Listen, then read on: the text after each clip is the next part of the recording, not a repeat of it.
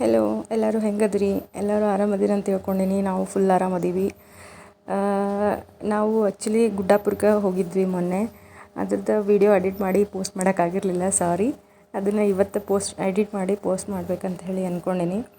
ನಾನು ನಮ್ಮ ಅಣ್ಣ, ಅವ್ರ ಹೆಂಡತಿ ಮತ್ತು ನಮ್ಮ ವೈನಿಯವರು ಅಕ್ಕಗಳ ಜೊತೆ ಹೋಗಿದ್ವಿ. ಇವರು ನಮ್ಮ ಅಣ್ಣನ ಹೆಂಡತಿ, ಅವ್ರ ಮಗಳು ಕ್ಯೂಟ್ ವೈಷ್ಣವಿ, ನಮ್ಮ ಸಿಂಬಂದ ಮದ್ವೆ ಮಾಡ್ಕೊಳ್ಳೋ ಹುಡುಗಿ ಫ್ಯೂಚರ್ ಒಳಗೆ. ಸೊ ಅವರಿಬ್ಬರು ನಮ್ಮ ವೈನಿಯವರು ಅಕ್ಕಗಳು. ಸೊ ಎಲ್ಲರೂ ಸೇರಿ ನಾವು ಗುಡ್ಡಾಪುರಕ್ಕೆ ಹೋಗಿದ್ವಿ. ಯಾಕಪ್ಪ ನಾವು ಗುಡ್ಡಾಪುರಕ್ಕೆ ಹೋಗಿದ್ವಿ ಅಂದ್ರೆ, ನಮ್ಮ ವೈನಿಯವ್ರ ಊರೊಳಗೆ ದಾನಮಂದಿರ ಜಾತ್ರೆ ಆಗ್ತೈತಂತ. ಅಲ್ಲಿ ಗುಡಿ ಒಳಗೆ ಇವ್ರನ್ನ ಕರೆದು ಉಡಿ ತುಂಬಿದ್ರಂತ. ಸೊ ಅಲ್ಲಿ ಉಡಿ ತುಂಬಿಸ್ಕೊಂಡು ಬಂದವರೆಲ್ಲ ಇಲ್ಲಿ ಗುಡ್ಡಾಪುರಕ್ಕೆ ಬಂದು ದೇವಿಗೆ ಉಡಿ ತುಂಬಿ ಹೋಗ್ಬೇಕಂತ ಹೇಳಿ ಅವ್ರ ಊರೊಳಗೆ ಏನೋ ಪದ್ಧತಿ ಐತೆ ಅಂತ. ಹಾಗಾಗಿ ಅವರು ಬಂದಿದ್ರು. ಆನ್ ದ ವೇ ನನಗೂ ಪಿಕಪ್ ಮಾಡಿಕೊಂಡು ಕರ್ಕೊಂಡು ಹೋಗಿದ್ರು. ನಾವು ಸಾಯಂಕಾಲ ಹೋಗಿದ್ವಿ. ಇಲ್ಲಿ ಅವರು ನಮ್ಮೂರು ಭಾಳ ದೂರ, ಬಿಜಾಪುರ. ಅವರು ಬಿಜಾಪುರಿಗೆ ಬಂದು ರೀಚ್ ಆಗೋ ತನಕ 3 ಗಂಟೆ ಆಗಿತ್ತು. ಸೊ ನಾವು ಮನೆಯೊಳಗೆ ಊಟ ಅದೆಲ್ಲ ಮಾಡಿಕೊಂಡು 4 ಗಂಟೆಗೆ ಹೋಗಿದ್ವಿ. ಗುಡ್ಡಾಪುರಕ್ಕೆ ಹೋಗಬೇಕಾದ್ರೆ 5:30 ಆಯಿತು. ನಮ್ಮ ಬಿಜಾಪುರಿಂದ ಗುಡ್ಡಾಪುರ ಆಲ್ಮೋಸ್ಟ್ ಒಂದು 70 ಕಿಲೋಮೀಟ್ರ್ ಆಗ್ತೈತಿ, ನಮಗೆ ಸಮೀಪ ಆಗ್ತೈತಿ. ಸೊ ಹೋಗಿದ್ವಿ. ಹಾಗೆ ಅದರದ್ದೇ ಒಂದು ಸಣ್ಣ ವಿಡಿಯೋ ಮಾಡಿ ನಿಮ್ಮ ಜೊತೆ ಶೇರ್ ಮಾಡಬೇಕಂತೇಳಿ ಈ ವಿಡಿಯೋನ ಮಾಡ್ಕೊಂಡೀನಿ. ಗುಡ್ಡಾಪುರ ದಾನಮ್ಮನ ಬಗ್ಗೆ ಆಲ್ಮೋಸ್ಟ್ ಎಲ್ಲರಿಗೂ ಗೊತ್ತೇ ಇರ್ತೈತಿ. ನನಗೆ ಎಷ್ಟು ಗೊತ್ತೈತಿ ಅದನ್ನು ನಾನು ನಿಮ್ಮ ಜೊತೆ ಇವತ್ತು ಶೇರ್ ಮಾಡ್ಕೊತೀನಿ. ಇವರು ಮಹಾರಾಷ್ಟ್ರ ರಾಜ್ಯದ ಸಾಂಗ್ಲಿ ಜಿಲ್ಲೆಯ ಜತ್ ತಾಲೂಕಿನ ಉಮ್ರಾಣಿ ಒಳಗೆ ಇವರು ಹುಟ್ಟಿರ್ತಾರೆ. ರೈತಾಪಿ ಕುಟುಂಬಕ್ಕೆ ಸೇರಿರೋರು ಅಂತ ಆಗಿರ್ತಾರೆ ಇವರು. ಇವರು 12ನೇ ಶತಮಾನದೊಳಗೆ ಇದ್ದವರು ಅಂಥೇಳಿ ಅಂತಾರೆ. ಯಾಕಂದ್ರೆ ಬಸವಣ್ಣವ್ರದ ತತ್ವಗಳನ್ನೆಲ್ಲ ಇವರು ಪಾಲಿಸ್ತಿದ್ರು. ಆಮೇಲೆ ಬಸವಣ್ಣವ್ರು ಇದ್ದ ಕಾಲದೊಳಗೆ ಇವರು ಇದ್ದರು ಅಂತ ಅನ್ನೋದು ಐತಿ. ಹಾಗಾಗಿ ಅವರು 12ನೇ ಶತಮಾನದವರು ಅಂತ ಹೇಳಿ ಅಂತಾರೆ. ಉಮ್ರಾಣಿ ಮಹಾರಾಷ್ಟ್ರದೊಳಗೆ ಇದ್ರೂ ಸಹಿತ ಕನ್ನಡ ಮಾತಾಡೋರಲ್ಲಿ ಜಾಸ್ತಿ ಜನ ಇದ್ರು ಅವಾಗೇ. ಸೊ ಆಮೇಲೆ ದಾನಮ್ಮ ದೇವಿಯವರು ರೈತಾಪಿ ಕುಟುಂಬದವರಾಗಿದ್ರಂತ ಮೊದಲು. ಇವ್ರ ತಾಯಿ ಹೆಸರು ಸಿರಸಮ್ಮ, ತಂದೆ ಅನಂತರಾಯ. ಕೃಷಿ ಮತ್ತು ಹೈನುಗಾರಿಕೆಯನ್ನು ಆಧಾರವಾಗಿದ್ದಂಥ ಮಧ್ಯಮ ವರ್ಗದ ಕುಟುಂಬದವರು ಇದ್ರು ಇವರು. ಆದ್ರೂ ಸಹಿತ ಅವ್ರು ಉತ್ತಮವಾದ ಜೀವನನ ಕಳೆದಿರ್ತಾರೆ, ಅವ್ರ ಬಾಲ್ಯವನ್ನು ಕಳೆದಿರ್ತಾರೆ ಅವರು. ಆಮೇಲೆ ಜಾತಿ, ಧರ್ಮ, ಸಿರಿವಂತಿಕೆ ಈ ಥರದ್ದೆಲ್ಲ ಭೇದ ಭಾವ ಆಗಿನ ಕಾಲದೊಳಗೆ ಇತ್ತು. ಇವೆಲ್ಲ ನೋಡಿ ಲಿಂಗಮ್ಮ ಅವರು ಅಂದರೆ ದಾನಮ್ಮ ದೇವಿ ಜನಸಾಮಾನ್ಯರು ಈ ಥರ ಕಷ್ಟಪಡೋದನ್ನು ಅವ್ರು ನೋಡಿ ಭಾಳ ಮರಗಿದ್ರು ಅವಾಗ.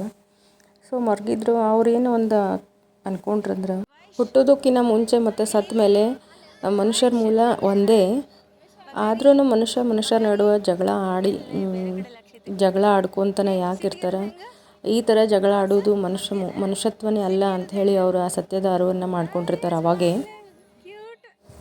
ಇಷ್ಟೆಲ್ಲ ಅವ್ರಿಗೆ ಅರಿವು ಆದಮೇಲೆ ಅವರು ಅನುಭವ ಮಂಟಪಕ್ಕೆ ಹೋಗ್ತಾರೆ.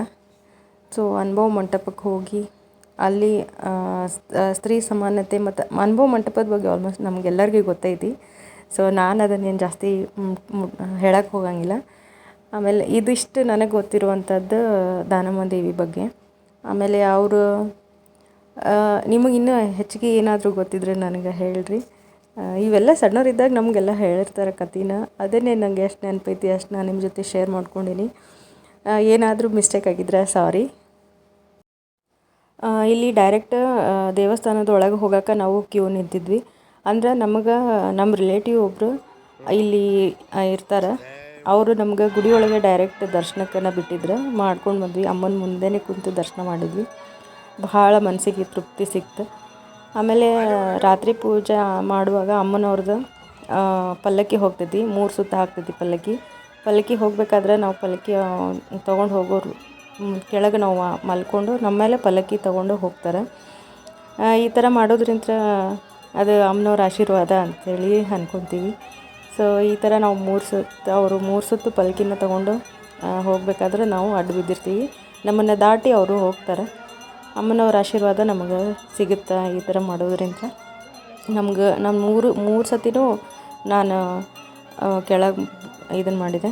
ಆಮೇಲೆ ಇದು ಬಹಳ ಖುಷಿ ಆಯಿತು ನನಗೆ. ನಾನು ಯಾವತ್ತೂ ನಂಗೆ ಸಿಕ್ಕಿರಲೇ ಇಲ್ಲ, ಇಂಥ ಅಪೋರ್ಚುನಿಟಿ ನಮಗೆ ಸಿಕ್ಕಿರಲೇ ಇಲ್ಲ. ಅವತ್ತೇನು ಅಮ್ಮನವ್ರ ಕೃಪೆ ನಮ್ಮ ಮೇಲೆ ಜಾಸ್ತಿ ಇತ್ತು ಅನಿಸುತ್ತೆ. ಡೈರೆಕ್ಟ್ ದರ್ಶನನೂ ಸಿಕ್ತು. ಆಮೇಲೆ ಪಲ್ಲಕ್ಕಿ ಹೋಗಬೇಕಾದ್ರೆ ನಾವು ಅದನ್ನು ಅಲ್ಲಿ ಅಡ್ಡ ಬಿದ್ದು ನಾವು ಅಮ್ಮನವರ ಆಶೀರ್ವಾದನ ಪಡ್ಕೊಂಡ್ವಿ. ಈ ಥರ 3 ಸುತ್ತು ಹಾಕ್ತಾರೆ ರಾತ್ರಿ ಪೂಜೆ ಆದಮೇಲೆ. ಅಮ್ಮನವ್ರ ಬಗ್ಗೆ ಮುಂಜಾನೆ ಪೂಜೆ 3 ಥರ ರೆಡಿ ಆಗ್ತಾಳೆ ದಾನಮ್ಮ ದೇವಿ. ಎಲ್ಲರಿಗೂ ಗೊತ್ತಿರ್ಬೋದು ಅದು. ಮುಂಜಾನೆ ಮುತ್ತೈದೆಯಾಗಿ ರೆಡಿ ಆಗ್ತಾಳೆ, ಮಧ್ಯಾಹ್ನ ಹುಡುಗಿ ಆಗ್ತಾಳೆ, ರಾತ್ರಿ ಅಜ್ಜಿ ಆಗ್ತಾಳೆ. ಇಷ್ಟೇ ಜೀವನ ಅಂಥೇಳಿ ಆಕಿ ಎಲ್ಲರಿಗೂ ಸಾರಿ ತೋರಿಸಿದಾಳೆ ದಾನಮ್ಮ ದೇವಿ. ನಮ್ಮ ಈ ಕಡೆ ನಾರ್ತ್ ಕರ್ನಾಟಕ ಸೈಡ್ ಶಕ್ತಿಪೀಠನೇ ಇದು ದಾನಮ್ಮ ದೇವಿನ. ಆಮೇಲೆ ಚಟ್ಟಿ ಅಮಾವಾಸ್ಯೆಗೊಮ್ಮೆ ಜಾತ್ರೆ ಆಗ್ತೈತಿ ಇಲ್ಲಿ ಡಿಸೆಂಬರ್ನಾಗ. ಚಟ್ಟಿ ಅಮಾವಾಸ್ಯೆ ಯಾವಾಗ ಬರುತ್ತೋ ಆವಾಗ ಜಾತ್ರೆ ಆಗುತ್ತೆ. ಇಲ್ಲಿ ಜಾತ್ರೆಗೆ ಹೋಗಬೇಕಾದ್ರೆ ಸುತ್ತಮುತ್ತ ಜಿಲ್ಲಾದವರು ಸಹಿತ ನಡ್ಕೊತನ ಹೋಗ್ತಾರೆ. ನಾವು ಬಿಜಾಪುರಿಂದ ಹಂಗೆ ಬೇಡ್ಕೊಂಡವರು ನಡ್ಕೊಂಡು ಹೋಗ್ತಾರೆ 3 ವರ್ಷ 5 ವರ್ಷ ಹಿಂಗೆ ಅಂಥೇಳಿ. ಪಾದಯಾತ್ರೆ ಮಾಡೋರಿಗೆ ಅವರಿಗೆ ಕಾಲು ನೋವು ಬಂದ್ರೆ ಕಾಲು ಒತ್ತಾರೆ. ಆಮೇಲೆ ಅವ್ರಿಗೆ ಹಸು ಆದರೆ ಎಲ್ಲ ಥರನೂ ತಿನ್ನೋಕೆ ಐಟಮ್ಸ್ ಇಟ್ಟಿರ್ತಾರೆ. ಪೆಂಡಲ್ ಹಾಕ್ಕೊಂಡಿರ್ತಾರೆ. ಅಮ್ಮನವ್ರಿಗೆ ಆ ಥರದಿಂದ ಸೇವೆ ಮಾಡ್ತಾರೆ. ನಡ್ಕೊಂಡು 2 ದಿನ ನಡ್ಕೊಂಡು ಹೋಗ್ತಾರೆ. 2 ದಿನವೂ ನಮಗೇನೂ ಕಷ್ಟ ಆಗ್ಲಾರ್ದಂಗೆ ದಾರಿ ಉದ್ದಕ್ಕೂ ನಮಗೆ ಸೇವೆ ಮಾಡೋರು ಸಹಿತ ಇರ್ತಾರೆ. ಸೊ ಇದಿಷ್ಟು ದಾನಮ್ಮ ದೇವಿ ಬಗ್ಗೆ ನನಗೆ ಗೊತ್ತಿರುವಂಥದ್ದು. ಇನ್ನೇನಾದರೂ ಬಿಟ್ಟಿದ್ರೆ, ಏನಾದರೂ ಮಿಸ್ಟೇಕ್ ಮಾಡಿದ್ರೆ ಸಾರಿ. ಆಮೇಲೆ ಇದು ನೋಡಿರಿ, ಗುಡಿ ಒಳಗೆ ಇವ್ರು ಹುಡುಗರು ಮಣ್ಣಾಡೋದು ಅಂದ್ರೆ ಬ್ಯಾಡದು ಅಷ್ಟು ಮಣ್ಣಾಡಕತ್ತಿದ್ರು ಇಬ್ಬರು. ಅಷ್ಟು ಮಕ್ಕಳು ಸಿಕ್ಕಾಪಟ್ಟೆ ಎಂಜಾಯ್ ಮಾಡಿದ್ರು. ನಮಗೂ ಭಾಳ ಖುಷಿ ಆಯ್ತು. ಆಮೇಲೆ ಇಲ್ಲಿ ಕರ್ನಾಟಕ ಭವನ ಅಂಥೇಳಿ ಹೊಸದಾಗಿ ಕಟ್ಟಡ ಮಾಡಿರ್ಬೋದು, ಹೊಸದೇ ಇತ್ತದು.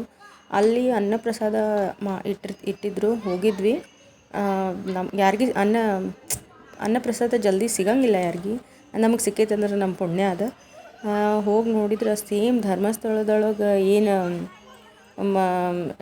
ಚೇರ್ ಸಿಸ್ಟಮ್ ಇಟ್ಟಾರಲ್ಲ ಅದೇ ಸೇಮ್ ಇಲ್ಲಿ ಮಾಡ್ಯಾರ. ಇಷ್ಟು ಚಂದ ಮಾಡ್ಯಾರಲ್ಲ. ಈ ಕಡೆ ಸೈಡ್ ನಾರ್ತ್ ಕರ್ನಾಟಕ ಸೈಡು ಊಟದ ವ್ಯವಸ್ಥೆ, ಗುಡಿ ಒಳಗೆ ಒಂದು ಊಟದ ವ್ಯವಸ್ಥೆ ಇಷ್ಟು ನೀಟಂಗೆ ಐತಂದ್ರೆ ಇದೇ ಇರ್ಬೋದು. ದಾನಮ್ಮನ ಗುಡಿ ಒಳಗೇ ಇಷ್ಟು ನೀಟ್ ಐತಿ. ನಾನು ನೋಡಿರಲೇ ಇಲ್ಲ, ನೋಡಿ ಫುಲ್ ಶಾಕ್ ಆದ ನಿಮಗೆ. ಅದು ಒಳಗೆಲ್ಲ ವೀಡಿಯೋ ಮಾಡಿದ್ದೆ, ಅದು ಬೈ ಮಿಸ್ಟೇಕ್ ವೀಡಿಯೋ ಡಿಲೀಟ್ ಆಗಿಬಿಟ್ಟೈತಿ ನಿಮಗೆ ತೋರಿಸ್ಬೇಕಂದ್ರೆ. ಸಾರಿ. ನೋಡ್ರಿ ನೆಕ್ಸ್ಟ್ ಟೈಮ್ ಇನ್ನೊಮ್ಮೆ ಹೋದಾಗ ಅದನ್ನು ಡೀಟೇಲ್ಡಾಗಿ ಅದು ಕರ್ನಾಟಕ ಭವನದ ವೀಡಿಯೋ ಮಾಡಿ ಹಾಕ್ತೀನಿ ನಿಮಗೆ. ಇಲ್ಲಿ ದಾನಮ್ಮಗೆ ಹೋದವರೆಲ್ಲ ಮಧ್ಯಾಹ್ನ ಊಟ ಮಾಡಿರಿ. ಮಧ್ಯಾಹ್ನವೂ ಇರುತ್ತೆ, ರಾತ್ರಿನೂ ಇರುತ್ತೆ.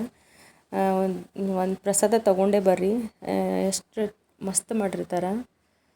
ಇದೇ ನೋಡ್ರಿ ಕರ್ನಾಟಕ ಭವನ.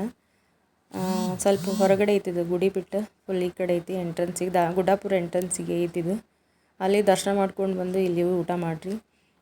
ಚಂದ ಇರ್ತೈತಿ. ಮತ್ತು ಅಡ್ಗೆನೂ ಅವತ್ತು ಭಾಳ ಟೇಸ್ಟ್, ಯಾವಾಗೂ ಹಿಂಗೆ ಇರ್ತೈತೆ ಅಂತ. ಅಡುಗೆ ಯಾವತ್ತೂ ಟೇಸ್ಟ್ ಆಗ್ತೈತೆ ಅಂತ. ಅದನ್ನೇ ನಾವು ಮನ್ಯಾಗ ಮಾಡ್ಕೊಂಡು ತಿನ್ಬೇಕಂದ್ರೆ ಆಗಂಗಿಲ್ಲ ಅಂತ, ಅಷ್ಟು ಟೇಸ್ಟ್ ಇರ್ತೈತಂತ. ಸೊ ನನ್ನ ಈ ಗುಡ್ಡಾಪುರದ ಬ್ಲಾಗ್ ನಿಮಗೆ ಹೆಂಗೆ ಅನ್ನಿಸ್ತಾ ಹೇಳ್ರಿ. ಇನ್ಫಾರ್ಮೇಷನ್ ಏನಾರು ಇಷ್ಟ ಆದರೆ ಪ್ಲೀಸ್ ಲೈಕ್, ಶೇರ್, ಕಮೆಂಟ್ ಮಾಡಿರಿ. Thank you so much.